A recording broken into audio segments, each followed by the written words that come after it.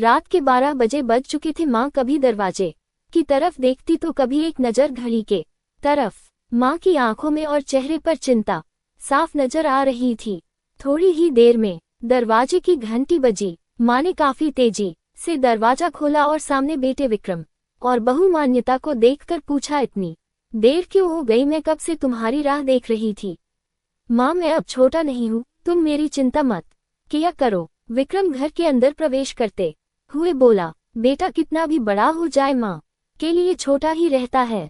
चलो छोड़ो हाथ पैर धो लो, मैं तुम्हारे लिए खाना लगा देती हूँ। माँ ने दरवाजा बंद करते हुए कहा, माँ जी हम बाहर से खाना खाकर आए हैं, आप खा लीजिए, हम सोने जा रहे हैं। बहू मान्यता ने कहा, लेकिन मैंने तो तुम लोगों की पसंद की खीर बनाई है, आओ थोड़ी थोड़ी खा लो। माँ तुझे एक बार में समझ में नहीं आता क्या? तेरी बहू ने कहा, ना हम बाहर से खाना खाकर आए हैं, क्यों परेशान करती है? जा तू खीर खा ले और सो जा और हमें भी से शांति से सोने दे।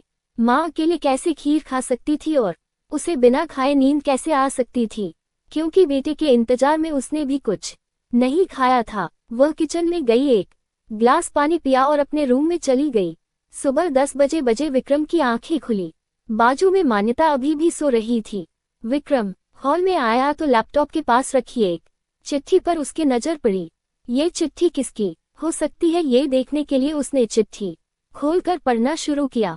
मेरे लाल, तू सोच रहा होगा कि एक ही घर में रहते हुए ये चिट्ठी क्यों? मैं तुम्हें बोलकर भी ये बात बता सकती थी। हाँ, बता सकती थी। अगर तू मेरी बातें सुनना चाहता तो किसी एक्सप्रेस गाड़ी की तरह तू आता है और कुछ ही पलों में निकल जाता है। खैर वो सब जाने दो, कल तुम्हारा जन्मदिन था इसलिए मैंने खीर बनाई थी। सोचा कम से कम आज के दिन साथ में बैठकर खाना खाएंगे। मगर मैं ये बात बोल गई थी कि मेरा बेटा बड़ा हो चुका है तो अपने दोस्तों के साथ पार्टी करके खाना खाकर आया। चलो मुझे इस बात की खुशी ही हुई।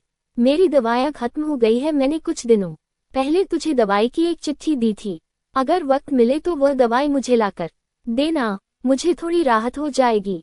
विक्रम को याद आया कि 4-5 दिन पहले माँ ने एक दवाई की चिट्ठी दी थी। उसने अपने ऑफिस के बैग में जाकर उस चिट्ठी को तलाशा और उसे खोल कर देखा। उसमें लिखा था, मुझे ऐसी दवाई लाकर दो जिससे मैं अपने बेटे को भुला सकूं। विक्रम को रियलाइज हुआ कि मुझसे बहुत बड़ी गलती हो गई है। उसकी आंखें नम हो गई।